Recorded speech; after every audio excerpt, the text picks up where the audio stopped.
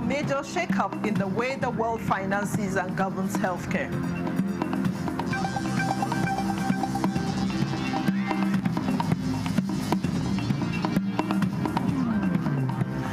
Nigeria Center for Disease Control enters collaborations to translate vital health information into local languages.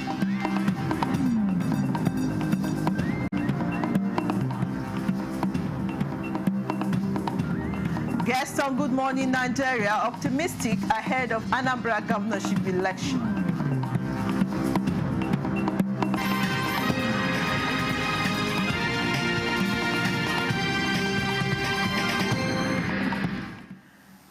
Hello and welcome to the News Desk 3 on NTA News24, live from Abuja. I am Vivian Izadifi. It's time to rebuild the global health system to meet today's reality.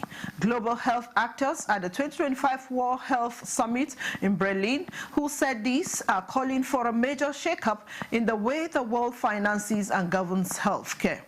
Basi Taibman reports that this came at a session on transforming the global health architecture, rethinking governance and financing models. The session set the tone for urgent reforms in global health leadership.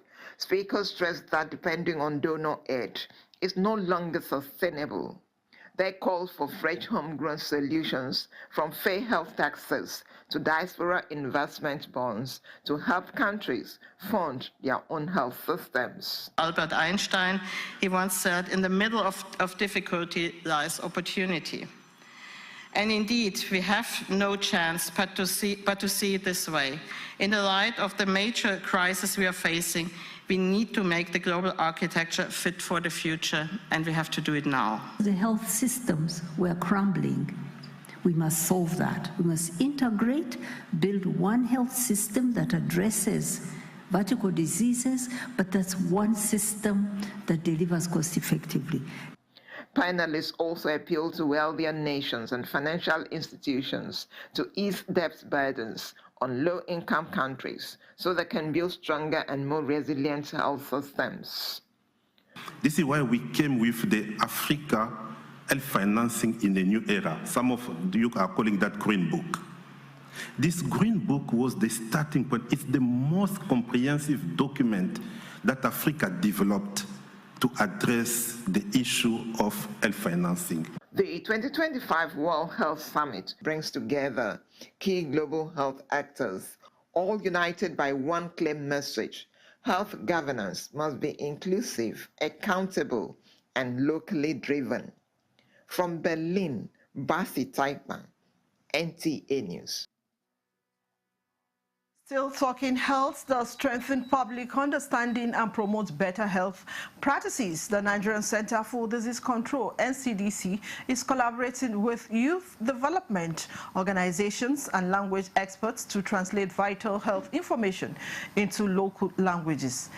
NCDC Director General Dr. Jide Idris says the initiative aims to make health campaigns more effective by bridging the communication gap often caused by language barriers, ultimately improving public adherence to safety and prevention protocols. Oluseyi Adiabu has the details. Public health communication in Nigeria has long faced challenges due to scientific complexity of disease-related information. This complexity often creates knowledge gaps, especially in communities where health messages are not delivered in a language the people understand. To address this, the NCDC and partners are set to translate medical terms and health information on antimicrobial resistance (AMR) into indigenous Nigerian languages. Using local language helped women express their experiences to seek care and engage with healthcare providers more effectively. These examples remind us that language saves lives, because when people can name a problem, they can begin to solve it. It recognizes that prevention is not just about medicine or policy, it's about language. How we speak about AMR determines how people will understand it and also how they will act. Through this hackathon, we are reimagining how to communicate science. A key part of these efforts is the launch of Say AMR Language Hackathon, an innovative program designed to improve awareness and understanding of AMR. We are trying to get one huge Niger voice where we are harmonized, is centered around the people. It helps to empower our people to change their behavior. I reaffirm our commitment to working together to build healthier, more informed communities through education and collaboration. Stakeholders believe the initiative Say AMR will spark more inclusive conversations and better community engagement around AMR and other infectious diseases in the country. In Abuja, Olusheye Adiagbo, NTA News.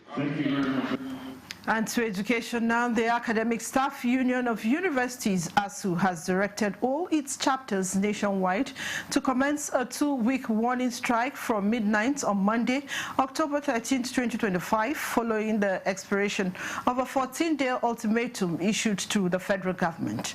ASU President Professor Chris Puna announced this at an emergency press briefing in Abuja on Sunday. He said the decision became necessary due to the government's failure to address critical issues affecting the university system despite repeated engagements and assurances. Meeting table and discuss and resolve these issues with us. If they don't, we are going to meet again after 2 weeks. And when we meet after 2 weeks, we will take an action that will be certainly different from this one. Anybody that has followed the history of this union, they know that we work like a train. If we leave the station and start the journey, it's difficult to stop us until we get to the next station. And so, while we are ready, the drivers are ready, the train is serviced and ready to take off, we hope that they will not allow us embark on this next leg, which would be total and comprehensive. The ASU president stressed that the union could no longer bear the endless appeals without tangible outcomes. Still on education, Minister of Education Dr. Marut Tunji Alausa and the Minister of State for Education Professor Shuaiba Said Ahmed have jointly reaffirmed the unwavering commitment of the federal government to constructive engagements with the Academic Staff Union of Universities, ASU, towards the sustainable resolution of all outstanding issues affecting the university system. The ministers, in a statement by the Ministry Director, Press and Public Relations, Boriowo Folashade, stated that the federal government has virtually addressed all the concerns raised by ASU. These include the introduction of a big percentage of teaching allowance and significant improvement in the conditions of service of academic staff.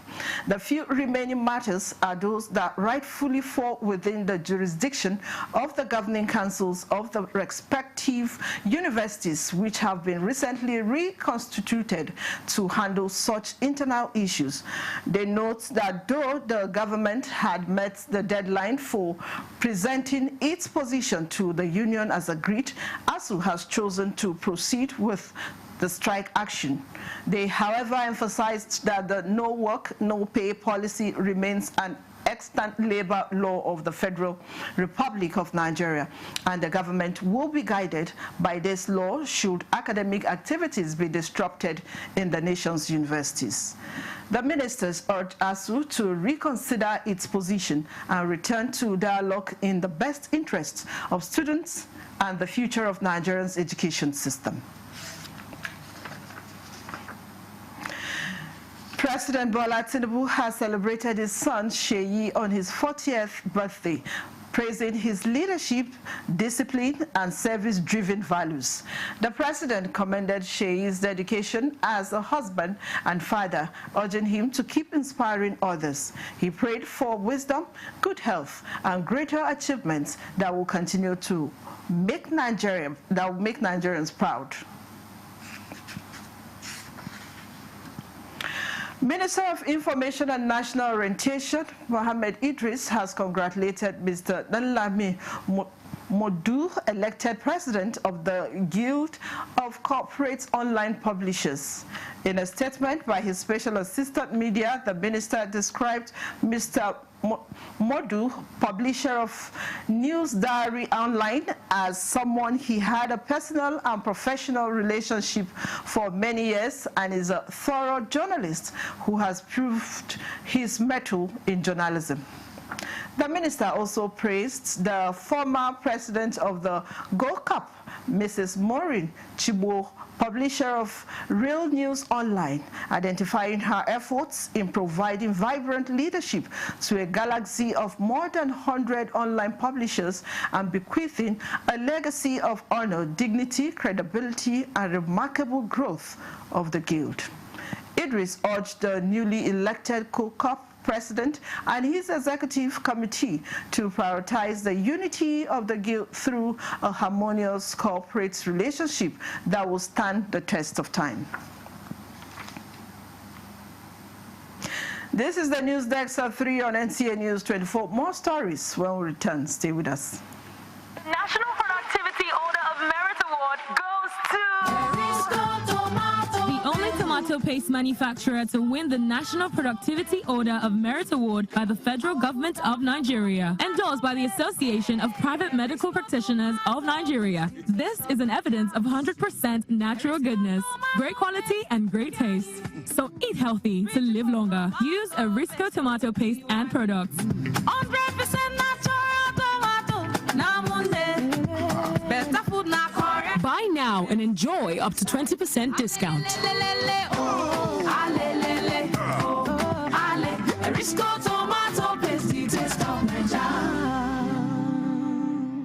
Feel the power of precision, engineered to perfection.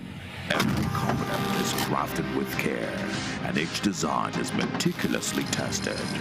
From concept to creation, our engineers push the boundaries of technology, seamlessly blending performance and sustainability with a deep commitment to African ingenuity.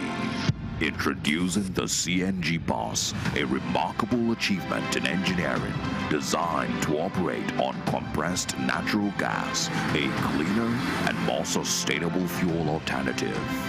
At Innocent Vehicles, we proudly lead the way in creating greener mobility across Africa. And it doesn't stop there.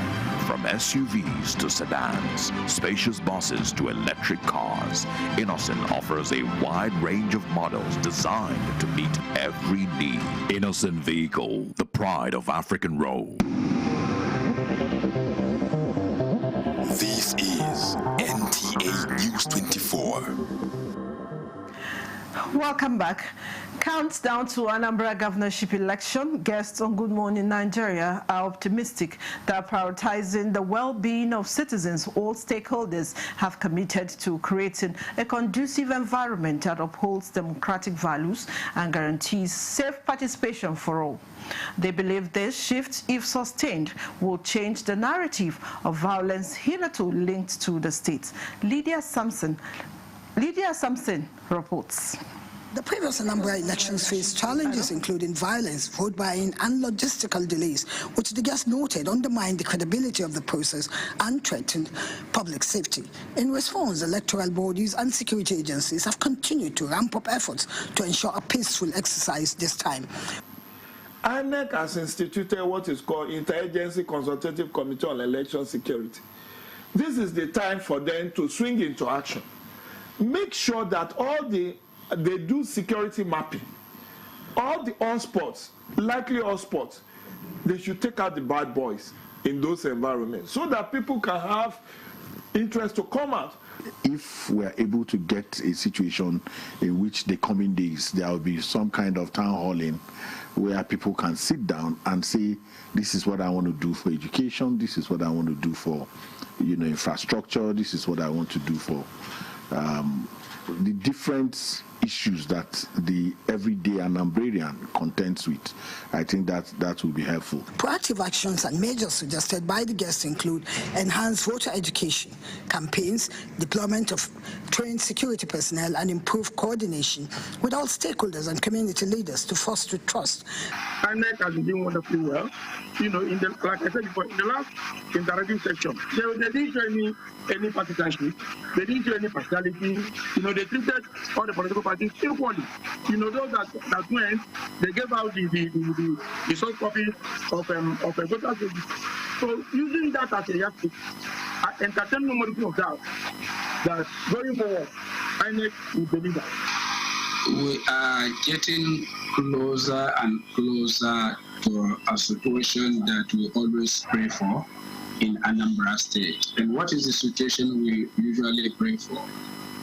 We always pray for peaceful, credible elections that reflect the wishes of the people of Anambra State. Additionally, technological tools like electronic voting and result transmission system, they insist, must work optimally to reduce manipulation.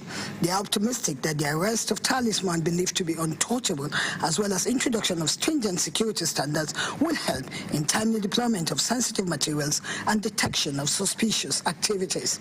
In Abuja, Lydia Samson, NTA News. Still talking politics, the All Progressives Congress in Delta State have unanimously passed a vote of confidence on and endorsed President Bola Ahmed Tinubu and Governor Sheriff Oborowori as sole candidates of the party for the 2027 general election. The endorsement was at an enlarged stakeholders meeting of the party in Government House, Asaba. Susan Esu reports. This is the first meeting of the APC stakeholders since Governor Sheriff Oborowori moved from the PDP to the APC. Gathered here are leaders of the party from the ward to the national level. The purpose of this meeting is simple: to build a formidable force that will bring about the needed victory for the party in the 2027 general elections. Party leaders in one voice said the APC in Delta State is one. Therefore, they will work together to ensure that the party is victorious come 2027. All who were in opposition to them have all gathered together under one name, APC. And the vote has been made very easy for us. Most of the people here from the APC at that time were telling that we are just not getting our fair share of position at the federal level. But you see, that changing immediately, we have one leader. The president has approved $1 billion to revive war reports, Governor Sheriff Oborowori recounted the gains since he joined the APC on April 28, 2025.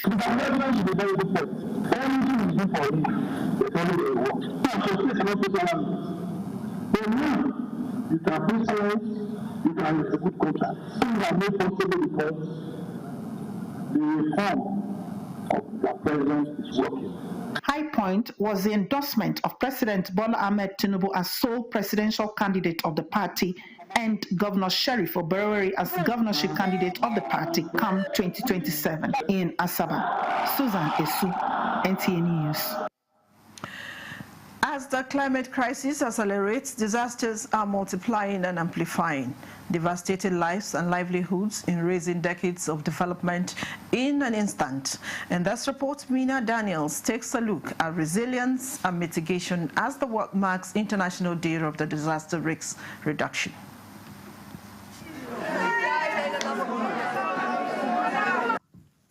From wildfires to earthquakes to hurricanes, floods, and building collapse, 2025 has reminded us that disasters don't discriminate, but our preparations sure can.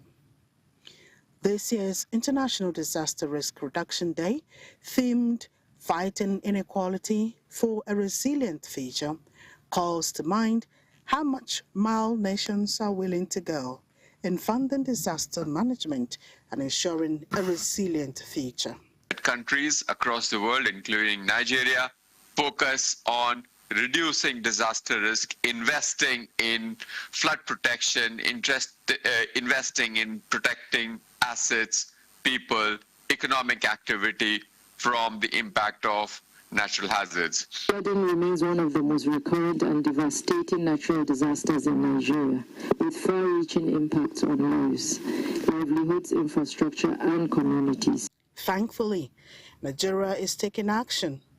Early warning mechanisms are well activated. We still use the opportunity to alert the people, to make them be aware that the flood is coming so that they will take all the precautionary measures. The theme for this year's International Day for Disaster Risk Reduction is fund resilience, not disasters. And the reason that this is so important and why UNDRR has chosen the theme for this year is because our global assessment on risk that we published earlier this year found that while the annual cost of disasters is around $200 billion per year, in actual fact, when you take into account indirect costs, then the actual real cost that is accounted is closer to $2.3 trillion per year. I have two daughters in our institution. Is that office to pay that school fees? We don't know where this flood came from because we don't have any dam close to us. Flood has taken away many families. In disaster strike, the most vulnerable are the hardest hit. The numbers says it all. Disasters may be natural, but disaster risk is man-made. So we reduce risk. We don't just save lives, we build stronger, fairer, and more prepared communities. In Abuja, Mina Daniels, NTA News. The founder of Grassroots Mobilization, Ambassador Fatima Goni, has recognized the Senior Special Assistant to the President on Humanitarian Affairs, Honorable Delu Bulus, for her outstanding contributions to the success of the Renewed Hope Agenda and her efforts towards improving the lives of Nigerians. An award of excellence was presented to Honorable Delu Bulus in recognition of her impactful work from the national to the grassroots level. Gifts and working materials were also presented to her and her team to enhance operations at the Office of the SSA on Humanitarian Affairs. Under the leadership of this office is as a result of the Renewed Hope Agenda of President Bola Ahmed Tinubu. His Excellency President Bola Ahmed Tinubu cannot go to the grassroots to touch the downtrodden himself. That is why we, his soldiers, are out there every day to see us achieving the dream of Mr. President. I'm so happy that the good work we're rendering is being recognized. And I want to appreciate this wonderful organization. Honorable Delu Bulus Yakubu expressed appreciation to President Bola Tinubu for the opportunity to serve and also thanked the grassroots mobilization initiative for the recognition and support.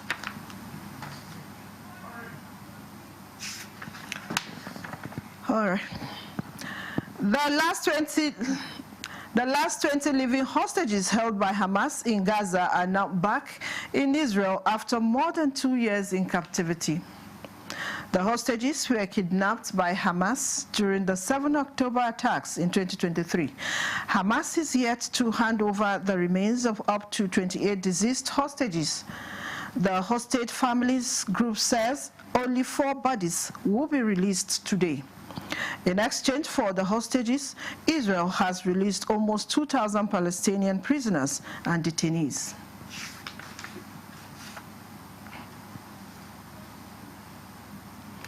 And that concludes the News Desk 3 on NTA News 24. Thanks for watching. I am Vivian Bezadefi. Bye.